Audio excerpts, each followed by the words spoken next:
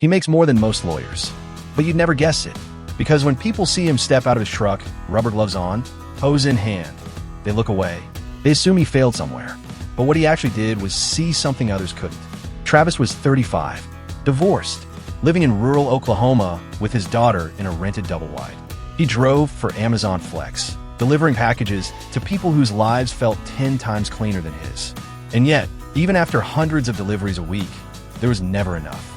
Gas, food, diapers, overdue electric bills. His daughter once asked, "Dad, why don't we go on vacations like other kids?" He laughed it off, but it hit him harder than any overdue notice ever could. By his own admission, he wasn't lazy.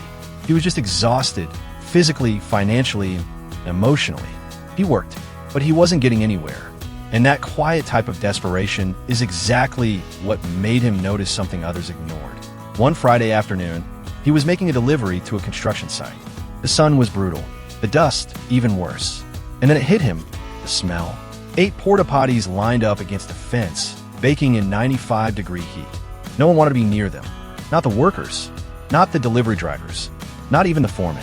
One of the guys saw him wince and shouted, half joking, "Want to trade jobs, man?" Everyone laughed. So did Travis. But that night, something weird happened. He couldn't stop thinking about it. Why was something so disgusting always in demand? Every festival, every fair, every job site, every outdoor wedding, there they were porta-potties. Silent, unwanted, but essential. He Googled, how much does it cost to rent a porta-potty? Average rate, $150 to $300 per week. Multiply that by dozens or hundreds of units. That's serious money. He kept digging. Turns out, most companies were big corporations. Slow response times. No weekend service. No flexibility for small clients. Reviews were awful. People weren't just tolerating bad service. They were stuck with it. And that was the trigger.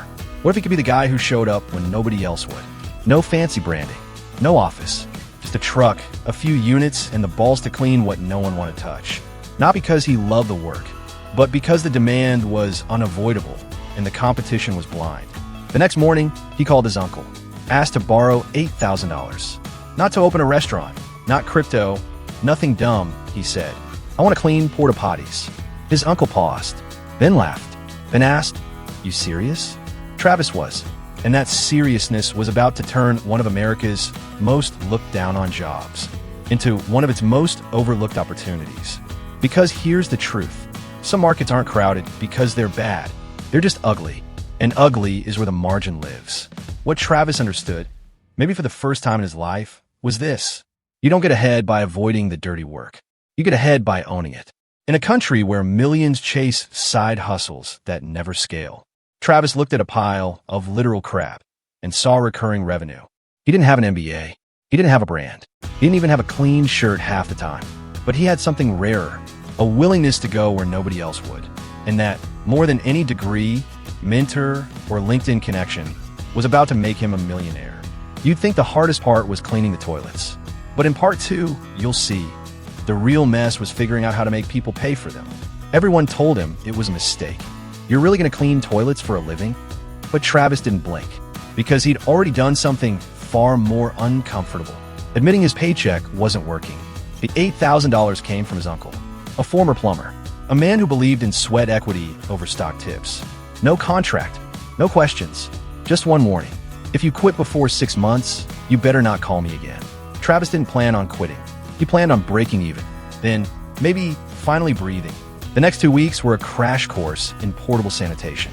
YouTube, forums, Reddit threads, even calling small-town septic guys pretending to be a new trainee.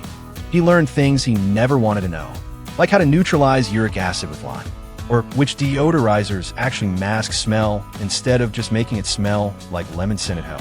He found 6 used porta-potties for $500 each from a contractor going out of business in Tulsa. Paint faded, cracked lids, stickers half peeled. Perfect. He cleaned them obsessively, patched what he could, and bought a second-hand vacuum tank trailer from a farmer for $2,200. It barely ran, but it ran, and that was enough. He spray painted his new company name in clean white letters. Swift Clean Units. Fast, clean, quiet. Phone number big and bold underneath. No website, no Yelp page. Just one man and the promise he'd show up. His first job came from a woman organizing a backyard wedding. She called 2 national companies. Both said they needed 5 days' notice. It was Wednesday. The wedding was Saturday. Travis said, "I'll be there in 2 hours." He delivered 1 clean unit, parked it by the garage, and added a small air freshener he'd bought at Dollar General. Total charge, $165. She tipped him $40, not because of the toilet, but because he answered the phone. That night, he scribbled a rule in his notebook. Fast response beats fancy branding. And that one rule would soon outpace every marketing degree in the county. Within a month, Travis was averaging 3 to 4 jobs a day. Not glamorous, but consistent. And consistency, he realized, was its own form of leverage. He began to notice something strange.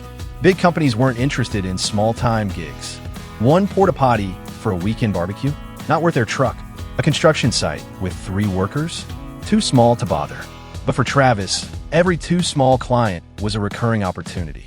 He returned to that same barbecue organizer 4 weeks later. She'd referred him to her church, then to her brother's contracting company, then to the city for a summer fair.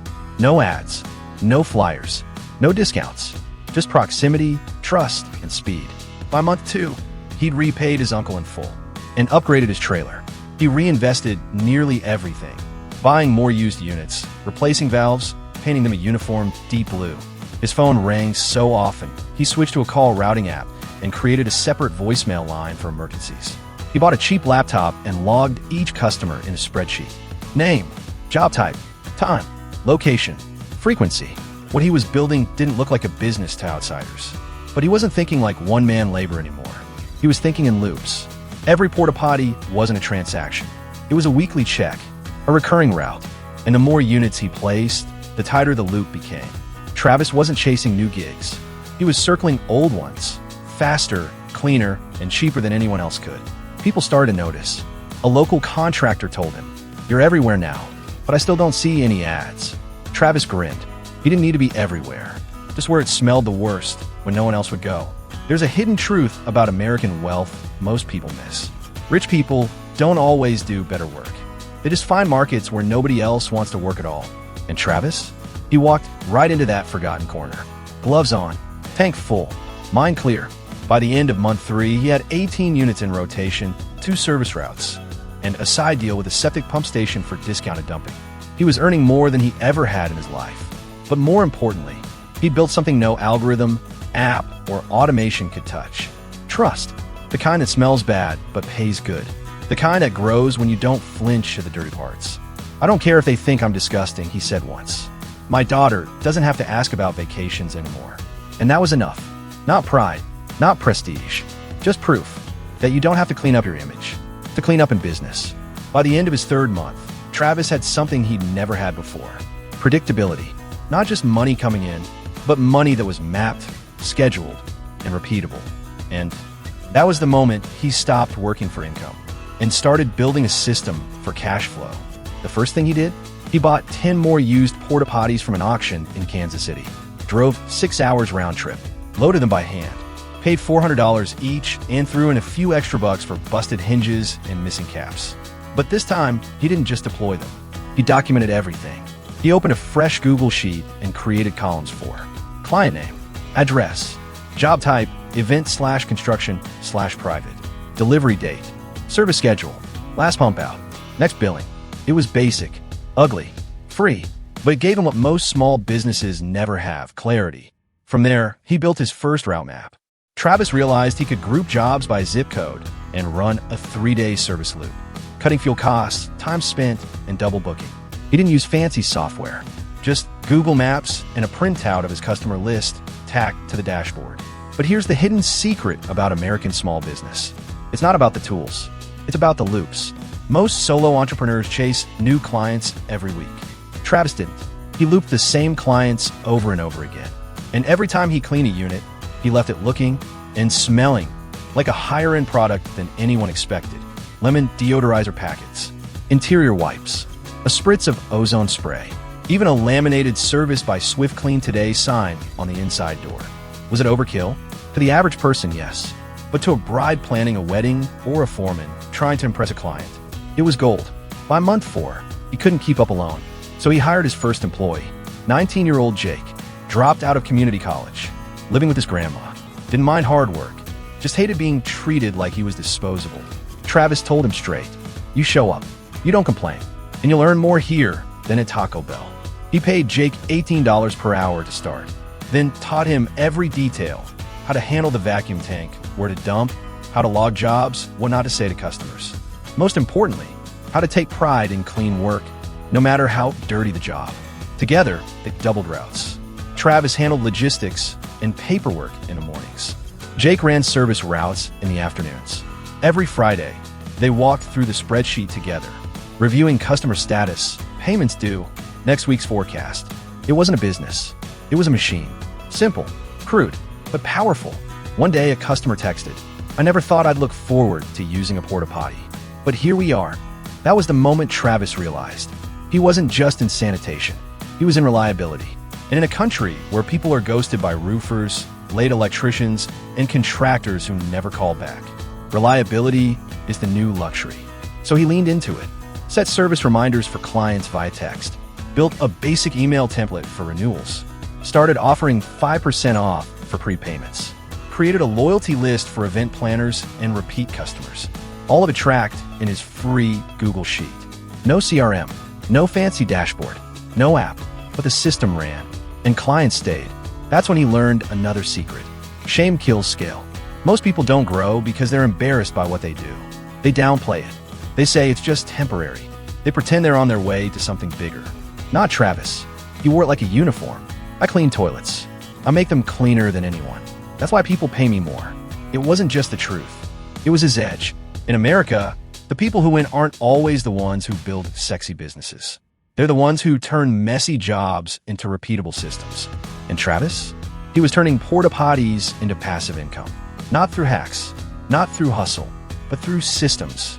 Route-based planning, predictable scheduling, recurring billing, service level consistency, customer tracking, reputation compounding. All from a man with no college degree, no business card, and no interest in looking impressive. "I'm not trying to be fancy," he once told a contractor. "I'm trying to be there, every time, no matter what." And that mindset, it scales. What's the overhead of a porta-potty business? Not much. What's the profit? Let's do the math. By month 5, Travis was clearing over $100,000 in gross revenue.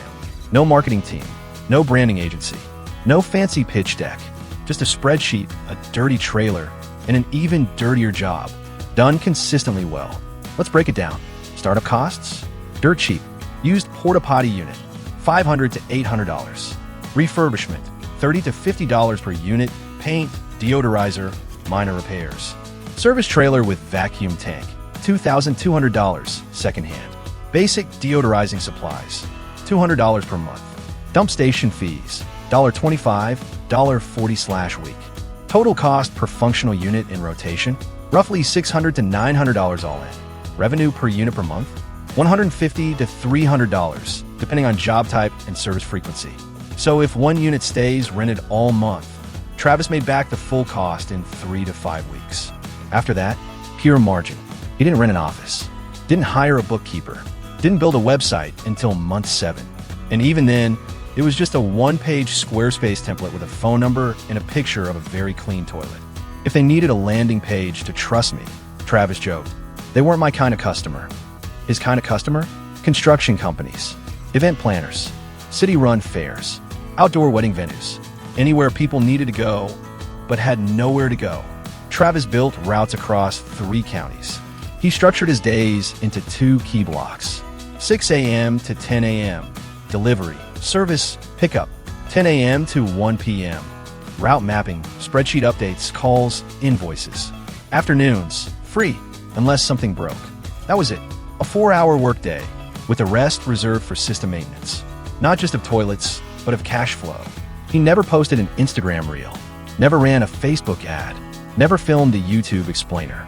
But what he did do, he answered the phone, showed up on time, delivered a cleaner product than expected, and followed up before clients even had to ask. His customers weren't shopping for style. They were shopping for certainty. And Travis figured that out faster than most Harvard grads ever will. Here's the real math. By month 5, 54 units in active rotation. Average billing, $185/unit/week. Monthly gross, $100,000 plus. Operating costs, fuel, dump fees, wages, supplies, $30K/month. Net profit margin, 70%. That's $70,000 per month in profit. Doing something most Americans wouldn't touch for twice the pay. Jake, the young guy Travis hired back in part 3, was now full-time. Travis gave him a raise to $22 per hour and offered a $500 bonus for every month with 0 customer complaints. Jake hit that 3 months in a row. Why? Because he knew the bar was low, and he took pride in raising it. They became the go-to provider for events under 200 guests, the exact market big companies ignored. Travis didn't have to sell. He just had to answer the phone and not screw it up. One day, an old college buddy called him up, MBA from NYU, working 70-hour weeks at a consulting firm in Dallas, drowning in debt, divorce papers in process. He asked, half joking, "Bro, are you seriously making more money than me with poop?" Travis didn't even laugh. He just said, every week, like clockwork, there's something quietly revolutionary about Travis's story. He didn't build an app, didn't raise a round, didn't go viral, but he still beat the system because he stopped trying to look successful and just became useful. In America, we glorify the shiny stuff. Tech IPOs, clean white sneakers, latte startups with minimalist packaging. But most of the real money, it's made in silence, in parking lots, on construction sites, in backyards. It made by people who figured out one thing. The money isn't in the glamour. It's in showing up where no one else wants to. Travis now owned over 60 units, 2 trailers, 3 routes, 1 part-time bookkeeper, and more than $1.2 million in gross earnings in just 8 months. No debt, no boss, no office, just recurring income, rolling in like clockwork, powered by dirt built on trust. It's funny, he said once. I used to be embarrassed to tell people what I do. Now, they're embarrassed to tell me what they make. The house wasn't huge, but it was his. No mortgage, no landlord, no eviction threats. Just Travis, his daughter, a small backyard, and silence where there used to be stress. He bought it in cash. The kind of sentence most Americans never get to say. That summer, they took their first real vacation. Just 3 days in Colorado. A cheap cabin, fishing rods, gas station snacks. His daughter smiled like it was Disneyland. And Travis, for the first time in years, felt like he'd actually won something. Not money, but time.